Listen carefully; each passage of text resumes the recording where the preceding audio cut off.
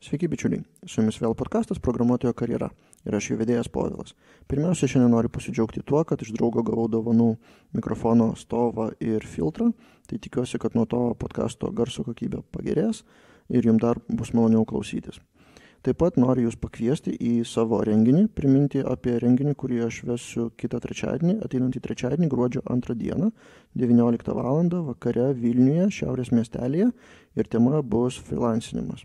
Kadangi freelancinu jau daug metų, jau 10 ar virš 10 metų, tiek ir po darbo, tiek ir full-time freelancinimo turėjau, tiek Lietuvoje, tiek ir užsienyje, tai tikrai turiu ką papasakoti ir pasidalinsiu savo patirtim, ką patarčiau kitiem, papasakosiu tipsų, kaip daugiau uždirbti, nuo ko pradėti ir taip toliau. Tai jeigu jums įdomu, vakar paleidau papildomus bilietus į prekybą. Kadangi pirmieji 25 bilietai buvo išpirkti labai greitai per vieną dieną, tai pagalvojau, kad į tą pačią salę galima sutalpinti dar kažkiek žmonių, tai kas pavėluos šiek tiek teks pastovėti, bet teoriškai dar 10 žmonių sutalpinti įmanoma. Jeigu jums įdomu ir norit atvykti, užeikit į Facebooką, į puslapį Programuotojo karjera, ten suraskit events ir ten pamatysit tą eventą ir galėsit įsigyti bilietą. Kaip sakiau, papildomi bilietai, jų liko tik 9, tai kas norit paskubėkit. O šiandienos tema yra kiek dalykų reikia mokėti, norint tapti gerų programuotojų. Tokiu pilnaverčiu webo programuotojų. Ir kadangi aš pats dirbu su PHP programavimo kalba, tai būtent tos kalbos pavyzdžių ir pabandysiu pasiaiškinti ir išvardinti, kiek visko reikia mokėti, kad jūs suvoktumėt, kad programavimas nėra vienos kalbos mokėjimas ar nėra vieno kažkokio technologinio sprendimo mokėjimas. Tai yra tie dalykai susideda vienas iš kito, vienas po kito eina. Ir tai yra sudėtingiau negu iš pirmo žvilgsnio atrodo. Tai, kaip sakiau, pavyzdys yra PHP kalba, bet labai panašiai galima papasakoti apie bet kokią webo kalbą būtent. Ar tai būtų Pythonas, ar tai būtų Ruby, ar tai būtų, kad ir .NET'as tas pats. Kai kurie dalykai persipins, ar kai kurie dalykai yra bendri. Bet, kaip sakiau, kalbėsiu labiau apie PHP.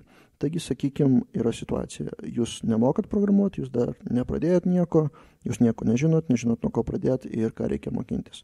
Taigi, nuo ko pradėti? Pirmiausia, tai apskritai webas. Kas yra webas? Tai yra internetiniai puslapiai ir viso to pagrindas yra HTML kalba. Jinai nelaikoma programavimo kalba, tai labiau maketavimo ir puslapių suskirstimo kalba. Tai yra tam tikri elementai, kuriuos apdorojus naršyklė jums rodo internetinį puslapį. Tai yra viso interneto pagrindas, tai tą kalbą reikia išmokti pirmiausia nepriklausomai nuo to, kokia kalba jūs po to programuosit, ar tai būtų PHP, ar tai Ruby, ar dar kažkas. Tai HTML reikia mokėti būtinai, jeigu norit kurti puslapį bet kokį. Antras etapas yra pati PHP kalba.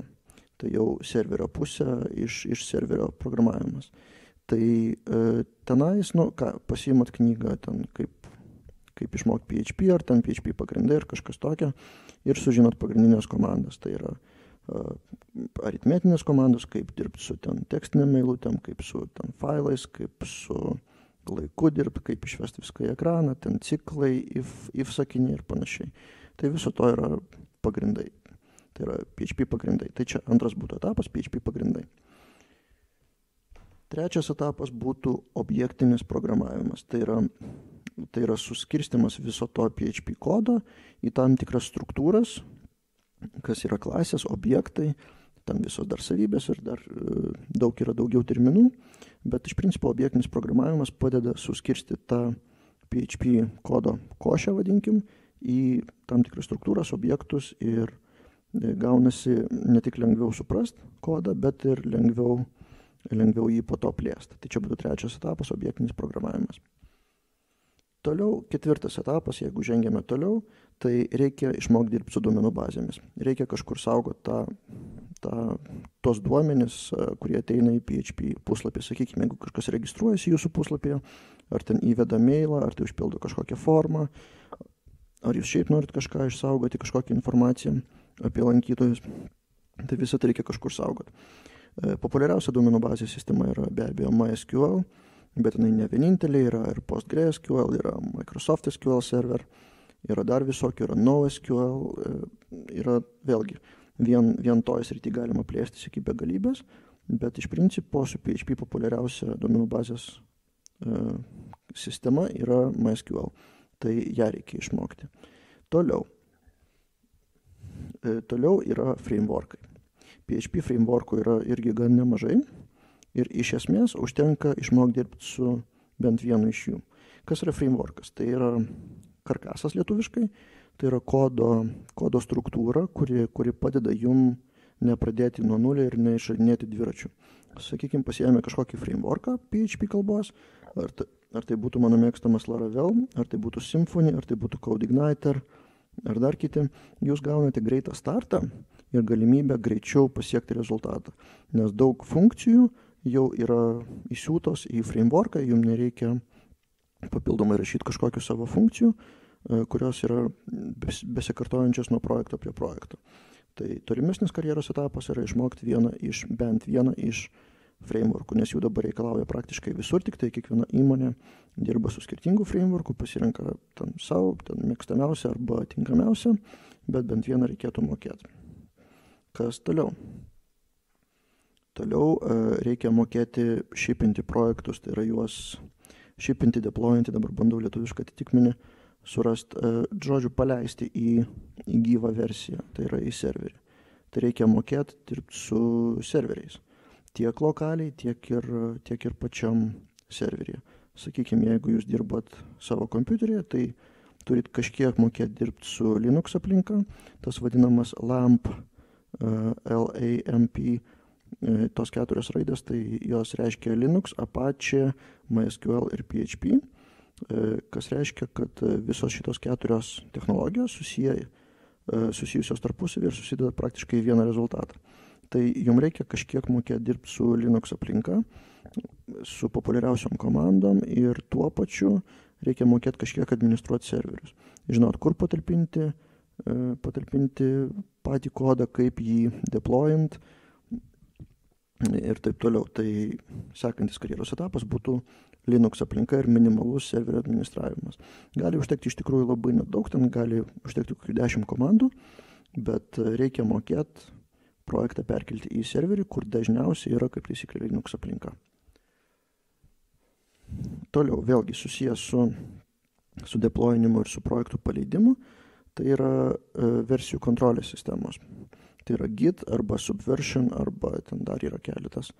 Tai yra galimybė kodą patalpinti į kažkokią sistemą, kur galėsit saugoti kodo versijas. Jeigu, sakykime, išleidžiate kažkokį puslapį ir jums po to reikia jį atnaujinti, arba kolegom reikia jį atnaujinti, kad visos tos versijos kodo būtų saugomas ne kažkur FTP serveryje, o bendroji sistemoje, kur galima būtų tiek pasiimti naujausią versiją, tiek ir atgal atsukti laiką ir pasiimti ne naujausią versiją, pažiūrėti, sakykime, kas ką padarė, ką kolega padarė, ten, sakykime, su komentarais, jeigu galima surasti ir panašiai. Tai visam tam komandos darbui yra kodo versijavimo sistemos, taip vadinami version control systems, ir tą reikia irgi mokėti, jeigu norite dirbti ne vienas.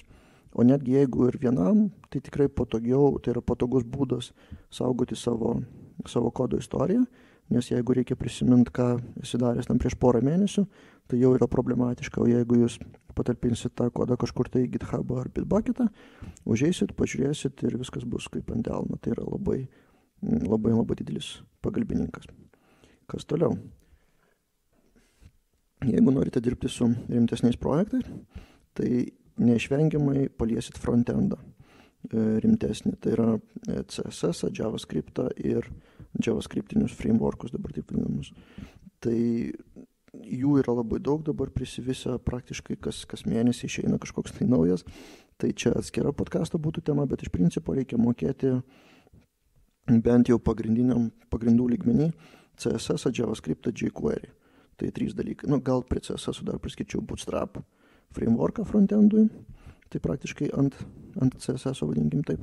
Tai apibendrinsiu šitą punktą, kad reikia mokėti bent minimaliai frontendą. Na ir toliau.